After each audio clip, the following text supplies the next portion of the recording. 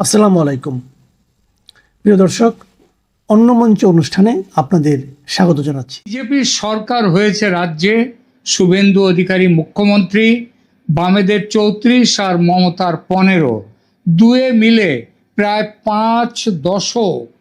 সুদীর্ঘ 50 বছরের অপশাসন, কুশাসন, সংখ্যালঘু তুষ্টিকরণ, এই ধারাবাহিক রাজনীতি পশ্চিমবঙ্গকে খাদের কিনারায় নিয়ে যাওয়া নয়, একেবারে গভীর খাদে ফেলেছে। এ থেকে মুক্তি পাওয়ার জন্য বঙ্গবাসী ঢেলে ভোট দিয়ে 2/3 বেশি সংখ্যাগরিষ্ঠতা দিয়ে বিজেপির হাতে তুলে দিয়েছে রাজ্যকে। ফলত বিরাট প্রত্যাশা সাধারণ মানুষের। সেই প্রত্যাশা পূরণে বিজেপি কোন মডেল নেবে? 6টি বাদে ভারতের বাকি রাজ্যে বিজেপি বা এনডিএর শাসন, কিন্তু রাজ্যভেদে শাসনের মডেলটা আলাদা। যেমন গুজরাট বা মহারাষ্ট্রে অর্থনৈতিক উন্নয়নের মডেল, আবার উত্তরপ্রদেশ, অসমে অন্য মডেল। অর্থনীতি তো আছেই, কিন্তু তার চেয়ে বেশি গুরুত্ব অন্যদিকে। পশ্চিমবঙ্গের শাসক পরিবর্তনের সঙ্গে সঙ্গে এই রাজ্যে উত্তরপ্রদেশের যোগী মডেল বা সাদা বাংলায় বুলডোজার মডেল চালাবার কথা বলছে বিভিন্ন নামি দামি মিডিয়া। বিজেপি নাকি মনস্থির করে নিয়েছে। আবার কেউ কেউ যোগী মডেলের সঙ্গে জুড়ে দিচ্ছে হিমন্ত বিশ্ব শর্মার অসম মডেল। এই আলোচনায় আমরা কথা বলবো দুই মডেলের মিল অমিল নিয়ে। সেই সঙ্গে দেখব পশ্চিমবঙ্গের জন্য কোন মডেলটি সবচেয়ে লাগসই হবে, নাকি দুই মডেলের মিশ্রণে তৈরি হবে নতুন কোনো মডেল। প্রিয় দর্শক, পশ্চিমবঙ্গের রাজনীতিতে পথে ঘাটে, চায়ের দোকানে, সবখানে একটি কথা খুব শোনা যাচ্ছে এখন, শুভেন্দু অধিকারী কি পশ্চিমবঙ্গকে যোগী মডেলে চালাতে চান?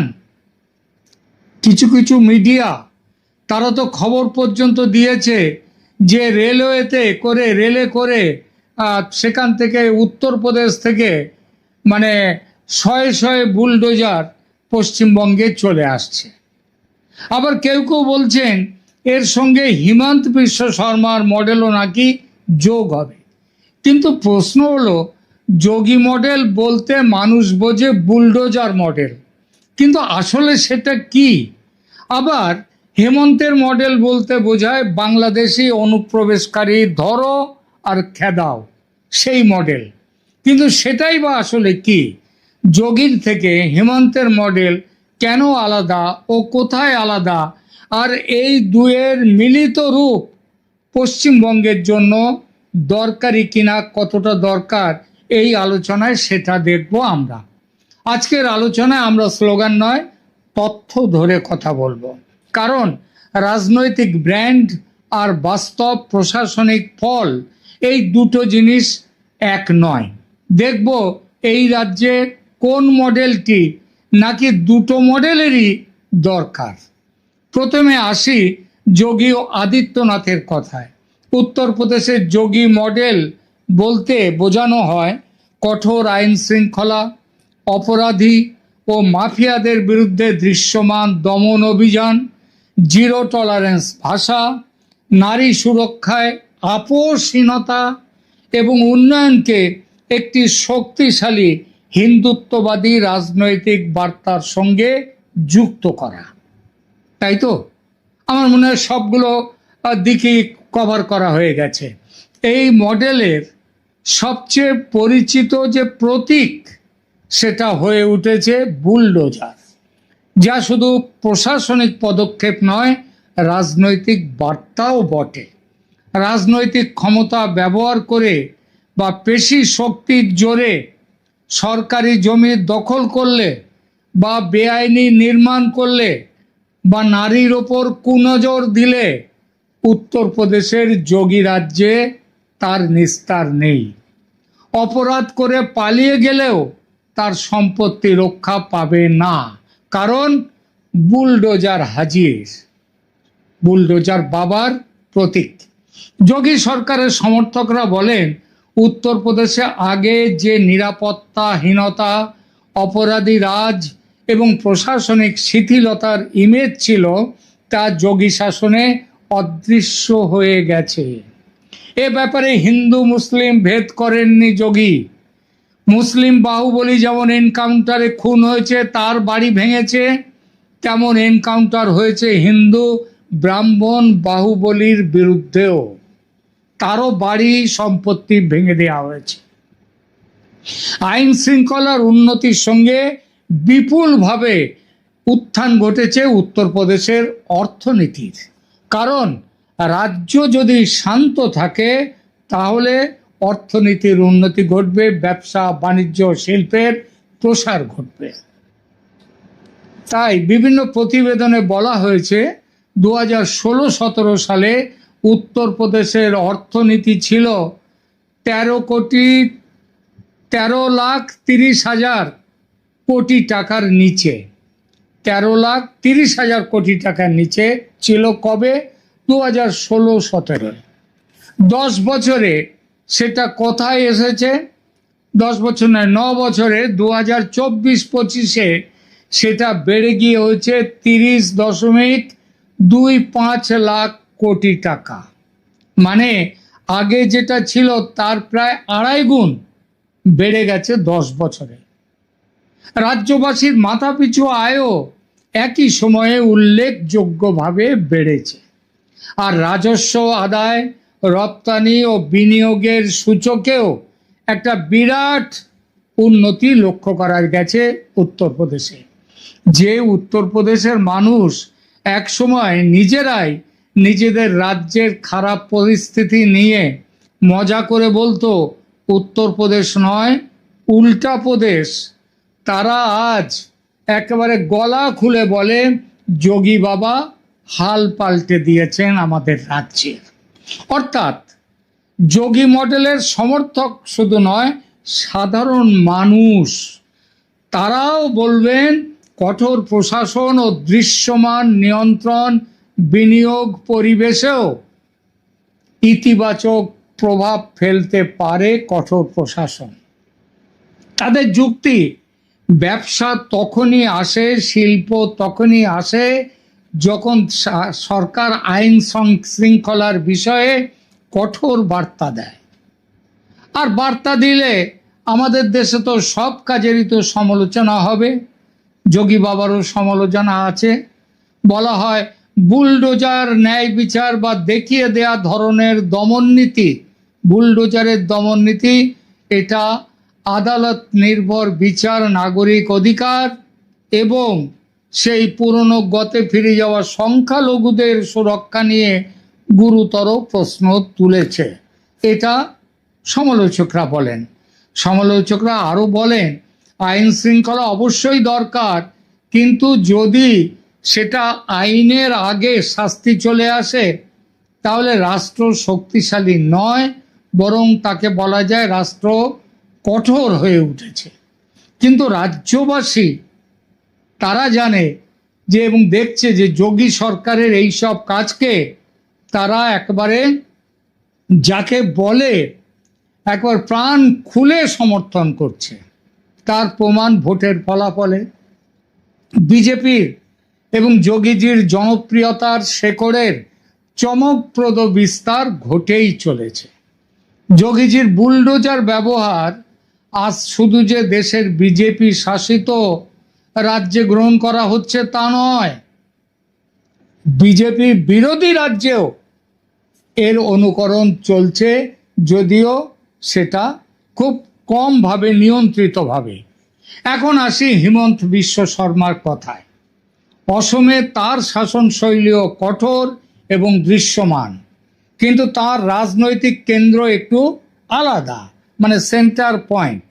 হেমন্তের মডেলে সবচেয়ে বেশি জোর দেওয়া হয়েছে অনুপ্রবেশ বন্ধ করা, বাংলাদেশ থেকে অবশ্যই, সীমান্ত নিশ্ছিদ্র করা, জনবিন্যাসে কড়া নজর রাখা, অবৈধ ভূমি দখল উচ্ছেদ করা এবং অসমীয়া স্বার্থ রক্ষায় কোনো রকম আপোষ না করা।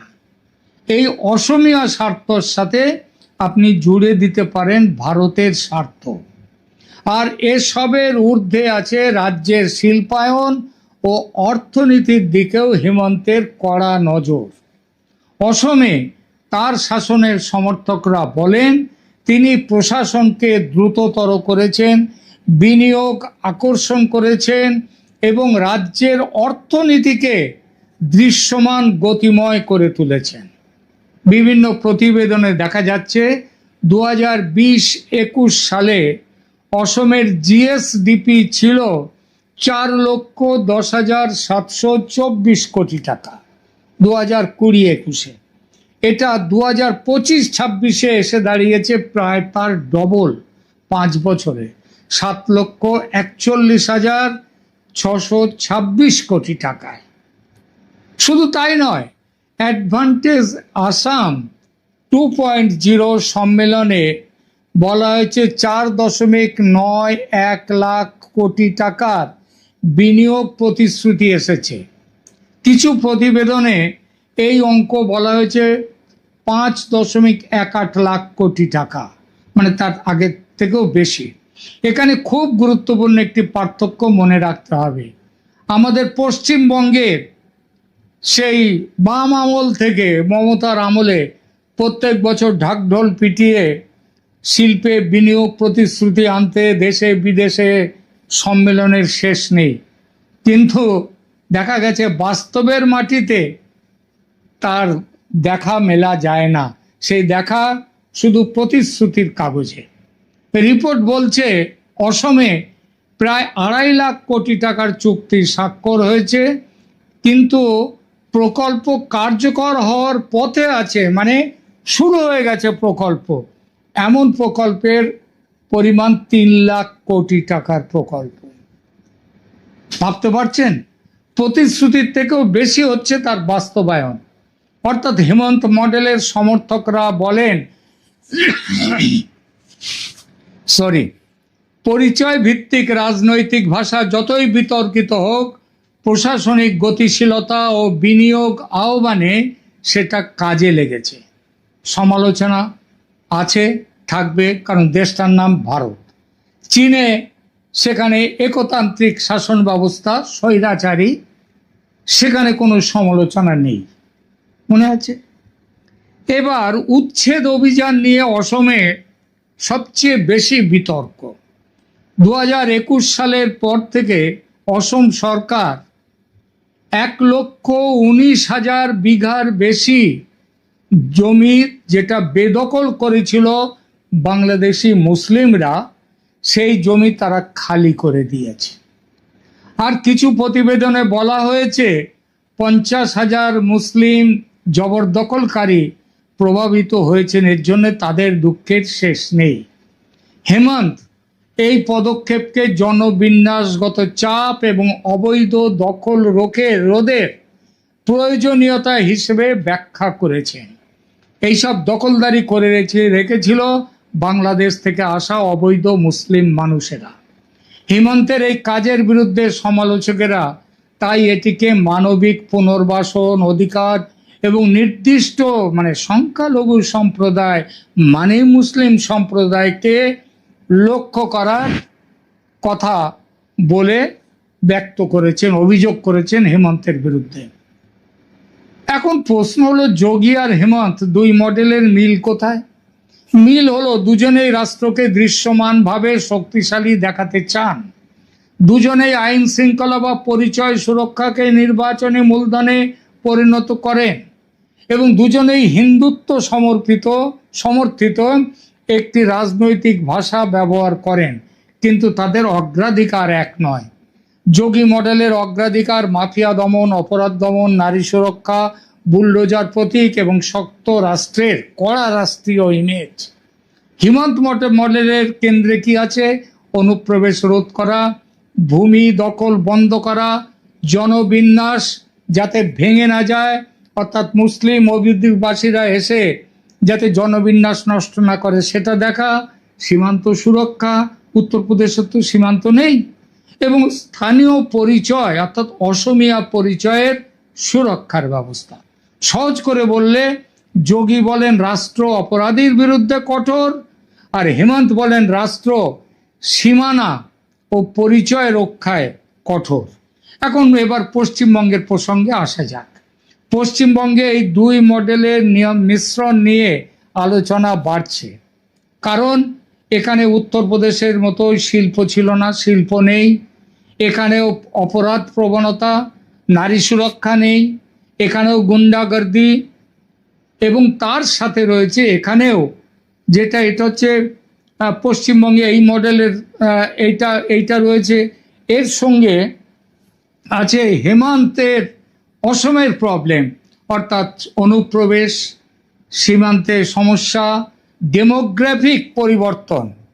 তার ভাষা যখন 1970-71 যখন দেশ ভাগ হয়, এই বাংলাদেশের জন্ম হয়, তখনও পর্যন্ত বাংলাদেশে 22% বেশি হিন্দু ছিল, এবং মুসলিমরা, তারপরে হিন্দুরা সেখান থেকে কমতে কমতে চলে এসেছে সেখানে এখন 8%।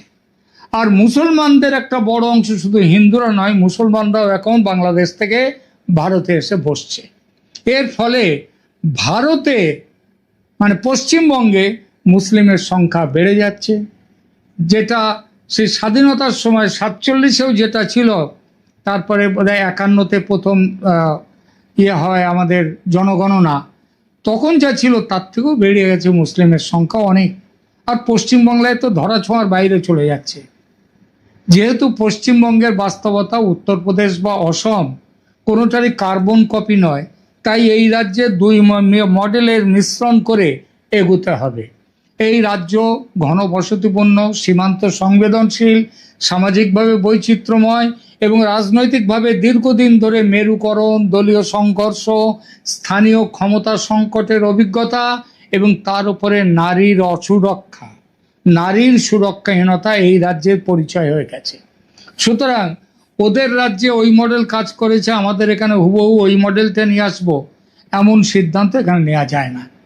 তাই এখানে দরকার কঠোর প্রশাসনিক সংস্কার। রাজনৈতিক হিংসা, স্থানীয় দখলদারি, প্রশাসনিক পক্ষপাতের অভিযোগ, সীমান্ত নিরাপত্তা নিয়ে জন উদ্বেগ এবং বিনিয়োগের পরিবেশের দুর্বলতা, তোলাবাজি, চাঁদাবাজি, এই সব সমস্যা পশ্চিমবঙ্গে, উত্তরপ্রদেশ প্লাস আসাম দুটোই পশ্চিমবঙ্গে রয়েছে। সুতরাং এখানে কি করতে হবে? এখানে পশ্চিমবঙ্গে দুই মডেলকে মিলিয়ে মিশিয়ে কাজ চালাতে হবে। এখানে হেমন্ত বিশ্ব শর্মার মডেল এক হাতে, আর এক হাতে যোগীর মডেল, এই দুই মডেল নিয়েই এখানে কাজ করতে হবে। কারণ হেমন্তের মডেলের উঠে আসছে যা আছে এখন, তার থেকে সম্পূর্ণ অন্য আরেকটা সম্ভাবনা উঠে আসছে। অসমে ডিটেনশন ক্যাম্পের স্থাপনা অনেক আগেই হয়েছে। অনুপ্রবেশ সমস্যা অসমের মতো পশ্চিমবঙ্গেও ভয়ঙ্কর জায়গায় পৌঁছেছে। এসআইআরে যারা ইতিমধ্যে ভারতের নাগরিক বলে চিহ্নিত হয়নি, বাদ গেছে নাম, তারা তো বটেই, তাদেরকে তো বার করে দিতেই হবে দেশ থেকে। মানে ডিটেন অ্যান্ড ডিপোর্ট, এই ডিপোর্ট তো তাদের করতেই হবে। কিন্তু তার আগে ডিটেকশন যখন হয়ে গেছে, এবার ডিটেকশনের পরে তাদেরকে নিয়ে যেতে হবে ডিটেনশন লাইনে, ডিটেনশন ক্যাম্প। সুতরাং অসম লাইন এখানে আনতে হবে, আর যোগীর লাইন তো আনতে হবেই অন্যান্য বিষয়গুলোতে। সুতরাং এখানে এই যারা রয়েছে এখানে জবরদস্তি অবৈধভাবে এসে রয়েছে, তাদেরকে বলে দিতে হবে যেমনভাবে গোপনে এসেছো তেমনভাবে গোপনে চলে যাও, না যদি যেতে পারো তাহলে ডিটেনশন ক্যাম্পে গিয়ে তোমাদের রাখা হবে। এই ব্যাপারে শুভেন্দুকে হেমন্তের লাইনে চলতেই হবে। পশ্চিমবঙ্গের জন্য সবচেয়ে বড় প্রশ্ন তাই কত দেরি করে হবে এবং কবে হবে। এইবার বলি সেই সময়ের কথা। পশ্চিমবঙ্গের দরকার এখন অতি শীঘ্র এমন একটা ব্যবস্থা যাতে শিল্পের উন্নতি শুধু মৌস্বাক্ষর নয়, বাস্তবে শিল্পের দেখা যাতে মেলে, সেই ব্যবস্থা করতে হবে। এটা যোগীর কাছ থেকে। আর হেমন্ত মডেল থেকে নেওয়া হবে সীমান্ত ব্যবস্থাপনা এবং যারা অবৈধ বসবাসকারী তাদের বিরুদ্ধে জিরো টলারেন্স। সুপ্রিম কোর্ট অনুপ্রবেশ প্রসঙ্গে বলেছে ভারত কোনো ধর্মশালা নয় যে যেখান থেকে পারে এদেশে এসে বসে যাবে। সেকুলাররা যাই বলুন, মানবতাবাদীরা যাই বলুন, দেশ বাঁচাতে গেলে কোনো ছাড় দেওয়া যাবে না, দিতে হবে কঠোরতম ব্যবস্থা। তার জন্য বুলডোজার, এনকাউন্টার কোনোটাই বাদ নয়, ডিটেনশন ক্যাম্পও থাকবে। কঠোর হাতে না হলে দেশ চালানো যে যায় না তার বড় প্রমাণ চীন। উইঘুর মুসলিমদের ওপর কি ধরনের দমন পীড়ন চলছে সেটা সারা বিশ্বের মানুষ জানে, কিন্তু দেখুন উইঘুর মুসলমান চীনে, তাদের উপরে কি প্রচণ্ড অত্যাচার চলে। তা সত্ত্বেও পাকিস্তান, বাংলাদেশ, ইরানের মুসলমানরা তারা কি করছে? সবাই চীনের প্রশংসা করে। আর ভারতের মুসলিমরা এদেশে সমান নাগরিক অধিকার ভোগ করলেও বাংলাদেশ, পাকিস্তান, বিশেষ করে বাংলাদেশ ভারতের বিরুদ্ধে মুসলিম পীড়নের অভিযোগ তুলে যা শুরু করে দিয়েছে সম্প্রতি আবার, তাতে এই আইন রাখতে করা না হওয়াটা, মানে বাংলাদেশিদের বার করে না দেওয়াটাই অপরাধ। এটা মাথায় রেখে শুভেন্দু সরকারকে চলতে হবে এবং এই ব্যাপারে কোনো গয়ঙ্গচ্ছ ভাব দেখালে চলবে না। একদম শুরুতেই কড়া হাতে সমস্ত দিকে এগিয়ে যেতে হবে, সব কাজ করতে হবে। যেটাকে বলে বিয়ের রাতেই বিড়াল মারতে হয়, নইলে পরে জীবন অতিষ্ঠ হয়ে ওঠে। এখনকার মতো এখানেই রাখছি, ধন্যবাদ।